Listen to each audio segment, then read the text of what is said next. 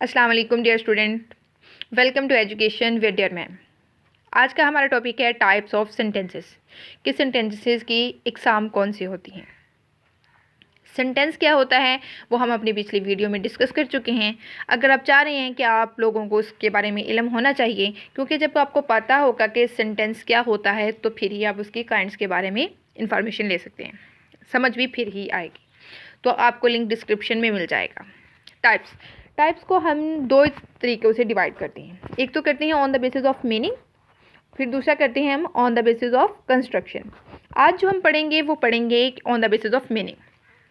आप लोगों ने इस बात में कंफ्यूज नहीं होना कि असर्टिव, इंटरोगेटिव, इम्पेरेटिव, एक्सक्लेमेटरी और ऑप्टेटिव भी इसकी काइंड्स होती हैं। सिंपल, कंपाउंड और कम्प्लेक्स भी इसकी काइंड होती हैं। बिल्कुल दोनों काइंड्स होती हैं, लेकिन इनको हमने दो कैटेगराइज में डिवाइड किया है।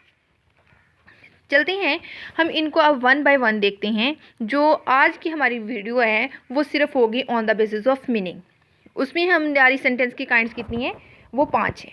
फर्स्ट वन है assertive sentence, second interrogative sentence, third imperative sentence, fourth exclamatory sentence, fifth optative sentence. इसको हम वन बाय वन पढ़ते हैं। चलें, असर्टिव सेंटेंस को डिक्लेरेटिव सेंटेंस भी कहते हैं। उर्दू में इन सेंटेंस को खबरिया जुमले या बयानिया जुमले कहते हैं। वो खबरिया या बयानिया जुमले क्यों कहते हैं वो मैं आपको बताती हूँ। ये वाले जो सेंटेंस होते हैं इसमें हम एक जनरल स्टेटमेंट देते हैं। उसमें कोई एक्सप्रेशन नहीं होता, कोई अंदरूनी जज्बात नहीं होते, कोई हुक्म ऑर्डर नहीं होता, सिर्फ एक जनरल स्टेटमेंट होती है। ठीक है, कोई किसी काम के होने या ना होने की इंफॉर्मेशन हम देते हैं, कुछ बताते हैं इसमें। चले पढ़ते हैं। Sentence which tell us that some action और event has taken place or not, कि जो सम एक्शन है वो टेक प्लेस हो गया है या नहीं हो गया, वो हम असर्टिव सेंटेंस में बताते हैं। वो क्या कहलाते हैं, ऐसे सेंटेंस क्या कहलाते हैं, असर्टिव सेंटेंस कहलाते हैं या डिक्लेरेटिव सेंटेंस कहते हैं। ये दोनों एक ही चीज़ का नाम है। चलिए उर्दू में पढ़ते हैं। ऐसे फ़िक्रात जिसमें किसी काम के वाक़या या बात के होने या ना होने के बारे में ख़बर दी जाए, इन्हें खबरिया जुमले कहते हैं। ये मुस्बत और मनफी दोनों हो सकते हैं। इट मीन्स कि अगर मैं कहूँ असलम स्कूल जाता है तो ये असर्टिव सेंटेंस है। अगर मैं कहूँ असलम स्कूल नहीं जाता तो फिर भी ये असर्टिव सेंटेंस ही है। चलिए एग्जाम्पल से देखते हैं। Ahmed is a hard working boy. Ahmed एक मेहनती लड़का है। हम कोई चीज़ बता रहे हैं, कुछ बात इंफॉर्मेशन प्रोवाइड कर रहे हैं। इट मीन्स ये असर्टिव सेंटेंस की है। शहद इज़ नॉट प्लेइंग। शहद नहीं खेल रहा। ये क्या है, नेगेटिव। शहद नहीं खेल रहा, तो ये कौन सी काइंड हुई, असर्टिव। और थर्ड है she is not writing a letter. वो ख़त नहीं लिख रही। हम कुछ बता रहे हैं, इट मीन्स ये कौन सी काइंड है, असर्टिव सेंटेंस। आप लोगों ने साथ में नोट्स बनाने हैं ताकि आपके पास अपने के नोट्स तैयार हो जाएं। सबसे अच्छे नोट्स मैं पहले भी बता चुकी हूँ, वही होते हैं जो इंसान खुद बनाए। किसी की इंसान जितनी मर्ज़ी दफ़ा कॉपी करवा ले उसका कोई फ़ायदा नहीं है। इसलिए आपको मैं टाइम देती हूँ तो आप स्क्रीनशॉट लिया करें और उसको अपने हाथों से लिखा करें ताकि आपको चीज़ें याद रहें। चलें नेक्स्ट चलते हैं। नेक्स्ट है हमारे इंटेरोगेटिव सेंटेंस। इंटेरोगेटिव मतलब सवाल या फ़िक्रात। सवाल या फ़िक्रात वो होते हैं जिसमें हम कुछ पूछते हैं। असर्टिव कौन से थे, जिसमें हम कुछ बताते हैं। सवालिया कौन से हुए, जिसमें हम कुछ पूछते हैं। चलिए पढ़ते हैं। Interrogative sentence are sentences which are ask question. ये देखो जो ग्रीन में मैंने हाईलाइट किया है वो क्या है, हम कोई सवाल पूछते हैं। तो ये एंड किसके साथ होते हैं, ये हमारा जो सवालिया की एक अलामत होती है वो आपको जानते होंगे उसको। वो सवालिया की अलामत आपको पता है कि ये वाली होती है, सवालिया की अलामत ये वाली, इस पे ये ख़त्म होते हैं। जो सिंपल सेंटेंस होता है, असर्टिव सेंटेंस होता है, वो होता है फुल स्टॉप पे ख़त्म। फुल स्टॉप कौन सा होता है, ये उसको फुल स्टॉप बोलते हैं। ठीक है, अंडरस्टूड। अच्छा उर्दू में पढ़ते हैं। ऐसे फ़िक्रात जिनमें किसी बात या चीज़ या शख्स के बारे में सवाल किया जाए, सवालिया फ़िक्रात कहलाते हैं। ये सवालिया अलामत पर ख़त्म होते हैं। सवालिया अलामत आपको बता दिए कौन सी होती है मैं। अब नेक्स्ट आ गया है इसकी एग्जाम्पल्स। अब इसको एग्जाम्पल से समझते हैं।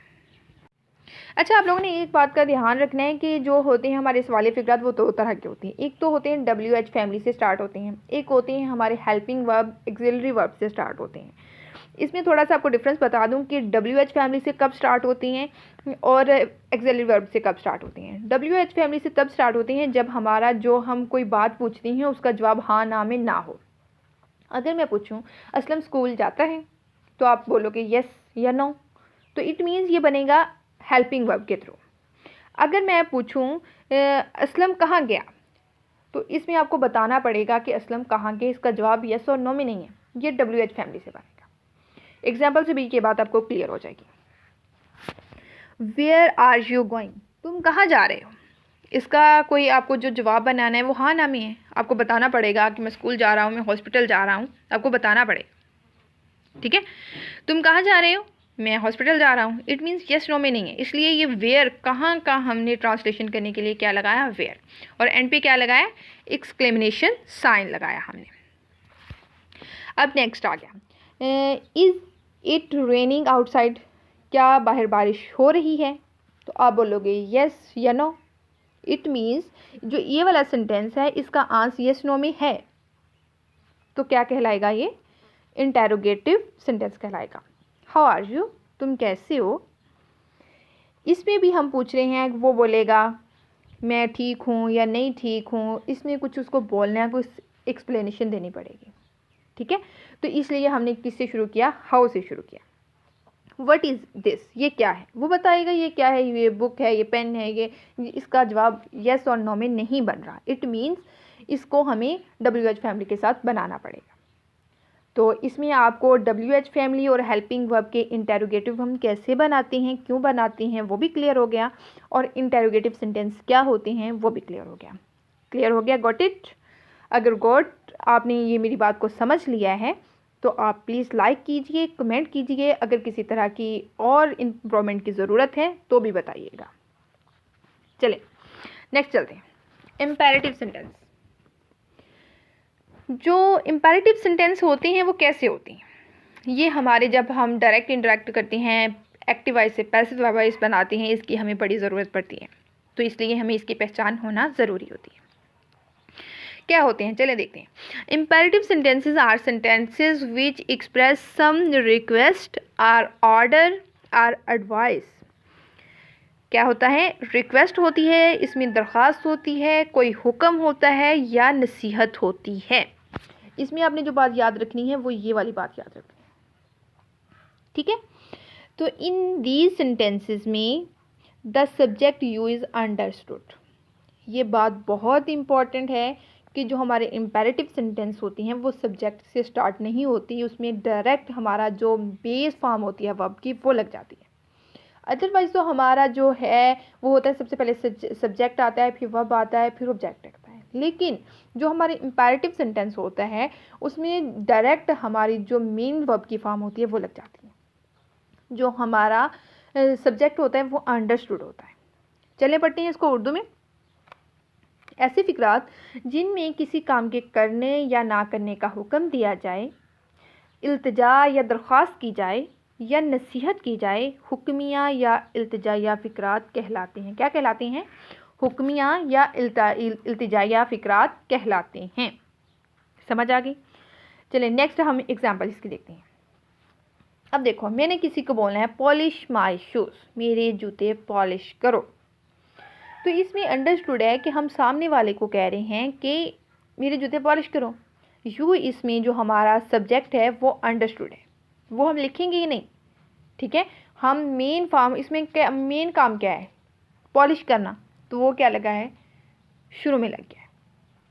पॉलिश माई शूज़, इसमें आपको क्या लग रहा है, ये ऑर्डर है, नसीहत है, रिक्वेस्ट है, एडवाइस है, क्या है ये ऑर्डर है, हुक्म दिया मेरे जूते पॉलिश करो। अगर कह दूँ मैं प्लीज़ मेरे जूते पॉलिश कर दो, तो इट मीन्स ये क्या बन जाएगा, रिक्वेस्ट बन जाएगी। नेक्स्ट वाली एग्जांपल देखते हैं। Please give me your pen, मेहरबानी करके मुझे अपना पेन दे दो। इसमें क्या बोला, मेहरबानी का वर्ड यूज़ किया, क्या बन गया, ये रिक्वेस्ट बन गई। अंडरस्टूड। नेक्स्ट चलते हैं। Do not waste your time, अपना वक्त मत ज़ाया करो। इसमें हम क्या कर रहे हैं, किसी को नसीहत कर रहे हैं कि अपना टाइम मत ज़ाया करो। तो ये क्या हो गया, एडवाइस हो गया। हमें पता चल गया ये एडवाइस है, ऑर्डर है, रिक्वेस्ट है। तो ये कौन सी काइंड बनी, ये बनी इम्पेरेटिव सेंटेंस। इसके बाद इंशाल्लाह आपको कोई कन्फ्यूजन नहीं रहेगी। मुझे उम्मीद है कि इम्पेरेटिव सेंटेंस क्या होती हैं। दोबारा बता दूं, इम्पेरेटिव सेंटेंस वो होती हैं जिसमें क्या होता है, बताती हूँ अभी। रिक्वेस्ट होती है, ऑर्डर होता है या एडवाइस होती है। इसमें इनविटेशन भी इसमें आ जाता है, ठीक है। जब हम किसी को बोलते हैं हैप्पी बर्थडे वगैरह, इनविटेशन भी इसी में आ जाता है, ठीक है। चलते हैं next, exclamatory sentence. Exclamatory sentence आखिर में क्या होता है, ये होते हैं जज्बाती फिक्रात। इसमें हम अपनी किसी स्ट्रॉन्ग फीलिंग का इजहार करते हैं। चले बढ़ते हैं। Exclamatory sentence express some strong feeling of mind as joy, sorrow, surprise और वंडर। जैसे खुशी का इजहार होता है, गमी का इजहार होता है, हैरानगी का इजहार होता है, तो वो किस में आएंगे, एक्सक्लेमेटरी सेंटेंस में आएंगे। इसमें हमने जो पहली काइंड पढ़ी वो होता था फुल स्टॉप पे ख़त्म।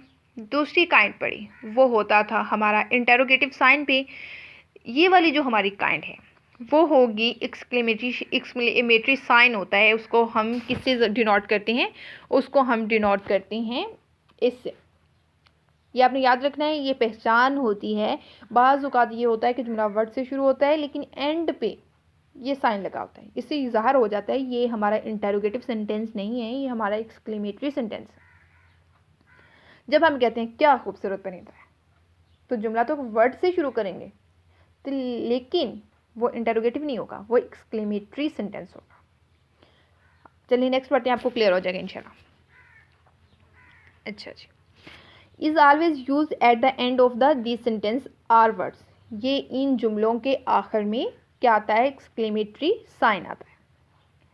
ऐसे फ़िक्रात जिनमें किसी ज़हनी कैफियत या जज्बात का इजहार किया जाए जज्बाती फ़िक्रात कहलाते हैं।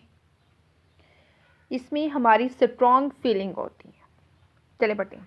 Hurrah, we have won the match. Hurrah किसके लिए हम यूज़ करते हैं, खुशी के लिए यूज़ करते हैं। हुर्रा के बाद क्या लगा, एक्सक्लेमेटरी साइन लगा, we have won the match, हमने मैच जीत लिया, खुशी का इजहार है, जॉय है। Alas he is dead, alas हम यूज़ करते हैं गम का इजहार करने के लिए, जैसे हम आह का वर्ड यूज़ करते हैं, ठीक है, या ओह का यूज़ करते हैं। आह तो हम यूज़ करते हैं जॉय के लिए, आह मज़ा आ गया, ओह शिट यार। ओह का यूज़ करते हैं हम अफसोस के लिए, कुछ गलत ज़ाहिर करने के लिए, सोरो के लिए। ही इज़ डेड, वो फोत हो गया। नेक्स्ट चलते हैं। वट आ ब्यूटिफुल वर्ड, जो मैंने पहले अभी आपको वट वाली एग्जाम्पल दी। देखो अब देखो वट से शुरू हो रहा है। अगर आपका कॉन्सेप्ट क्लियर नहीं होगा तो आप तो फंस जाओगे यहाँ पे, वट समझ के यहाँ पे लगा दो कि ये इंटेरोगेटिव हमारा सेंटेंस है, लेकिन नहीं, हम कह रहे हैं वट अ ब्यूटिफुल वर्ड, जो क्या खूबसूरत परिंदा है, क्या खूबसूरत लड़की है, क्या खूबसूरत आवाज़ है, कहते हैं ना हम ऐसे। वो कौन से सेंटेंस होते हैं, वो एक्सक्लेमेटरी सेंटेंस होते हैं। इनकी सबसे बड़ी पहचान ये होती है, ये एंड कहाँ पे होते हैं, ये हमारे एक्सक्लेमेशन साइंस जो होता है उस पे एंड होते हैं। आप लोगों ने इस बात का ध्यान रखना है। चलें स्क्रीनशॉट ले लें, अगर नहीं आपको कहीं से क्लियर, चलें ऐसे करके बताते हो। अब ले लें यहाँ पे, और फिर थोड़ा सा नीचे जाऊँगी, उसका ले लीजिएगा। चलें ले लिया, इट इज़ क्लियर। नेक्स्ट चलते हैं, इसकी हमने अब काइंड भी पढ़ी। नेक्स्ट लास्ट वन हमारी रह गई है ऑप्टेटिव सेंटेंसेस, तमन्नाए फिक्रात। Optative sentence express some wish, हम कोई ख्वाहिश जाहिर करते हैं, वो किसी के लिए भी ख्वाहिश, जब हम किसी से खुश होते हैं उसके लिए किसी अच्छी विश का इजहार करते हैं, तुम हज़ारों साल जियो, तुम अपने इम्तिहान में कामयाब हो जाओ। ये सारे ऐसे सेंटेंस कहाँ पे आते हैं, ऑप्टेटिव सेंटेंसेस में आते हैं। ऐसे फ़िक्रात जिनमें किसी ख्वाहिश या तमन्ना का इजहार किया जाता है तमन्नाई जुमले कहलाते हैं। एग्जाम्पल देख लेते हैं। May you succeed in the examination, खुदा तुझे इम्तिहान में कामयाब करे। क्या है ये, किसी के लिए हम विश का इजहार कर रहे हैं। Would that he were rich, काश वो अमीर होता। जब काश कहते हैं तो काश क्या होता है? काश भी हमारी एक तमन्ना होती है, काश ऐसा हो जाता, काश मैं अमीर आदमी होता, काश मैं इम्तिहान में पास हो जाता। मे यू लिव लॉन्ग, तुम लंबी उम्र जियो। जैसे हम कहते हैं तुम हज़ारों साल जियो, ठीक है। वो कौन सी काइंड होती है? ऑप्टेटिव सेंटेंस होते हैं। अब हम ना इन जो पांचों काइंड को एक जुमले के साथ पढ़ेंगे ताकि आपको अच्छे से समझ आ जाए। ऐसे आपका जो लेक्चर है वो जो समराइज़ भी हो जाएगा और समझ भी आ जाएगी। आपको मैं उर्दू में एग्जांपल दूंगी ताकि आपको जब उर्दू में समझ होगी ना, आप इंग्लिश में चीज़ों को ग्रैब कर सकते हैं। चलें, पहला हमने पढ़ा था असर्टिव सेंटेंस। उसमें हम करते हैं कि निदा अच्छा पढ़ती है। हम कुछ बता रहे हैं, निदा अच्छा पढ़ती है। नेक्स्ट चलते हैं। नेक्स्ट हमारी काइंड थी इंटरोगेटिव। क्या निदा अच्छा पढ़ती है? हम कुछ पूछ रहे हैं। नेक्स्ट हमारी काइंड आएगी इम्पेरेटिव सेंटेंस। इसमें हमने कहा था कोई नसीहत, निदा अच्छा पढ़ा करो, निदा प्लीज़ अच्छा पढ़ा करो। क्या काइंड बन गई? Imperative sentence. Exclamatory sentence. Exclamatory में हम जज्बात का इजहार करना। निदा क्या अच्छा पढ़ती है, निदा कितने अच्छे मार्क्स हासिल करती है, ठीक है। तो हम क्या करें? जज्बात का इजहार करें। क्या बन गया ये? Exclamatory sentence. नेक्स्ट चलते हैं, ऑप्टेटिव सेंटेंस। अल्लाह तुझे अच्छे नंबरों में कामयाब करे। अब देखो वो अच्छा पढ़ती है तो हम उसके लिए विश कर रहे हैं कि अल्लाह उसे अच्छे नंबरों में कामयाब करे। यहाँ पर आज का लेक्चर होता है ख़त्म। जो हमारा नेक्स्ट लेक्चर होगा वो इस बारे में होगा कि आपको मैं सेंटेंस दूंगी, तकरीबन 30 सेंटेंस होंगे। उसमें आपका 30 नंबर का जैसे आपका टेस्ट होगा, तो आप लोगों ने आइडेंटिफाई करना है कि ये सेंटेंस की कौन सी काइंड है। तो फिर बाद में आपने बताना भी मुझे है कमेंट में कि आपने कितने नंबर हासिल किए। अंडरस्टूड? नेक्स्ट वीडियो हमारी होगी प्रैक्टिस पर। चलिए अपनी लेक्चर का इख्तिताम करते हैं एक अच्छी बात के साथ। जो तोड़े इसे जोड़ो, सुनिएगा, जो तोड़े इसे जोड़ो, जो सलाम ना करे इसे सलाम करो, जो ग़ीबत करे इसकी तारीफ़ करो, जो गाली दे इसको दवा दो, जो बुरा करे इसका अच्छा चाहो। अंडरस्टूड? इट मीन्स कि अपने इखलाक को अच्छा बनाओ। Thank you for watching. अल्लाह हाफिज़, टेक केयर।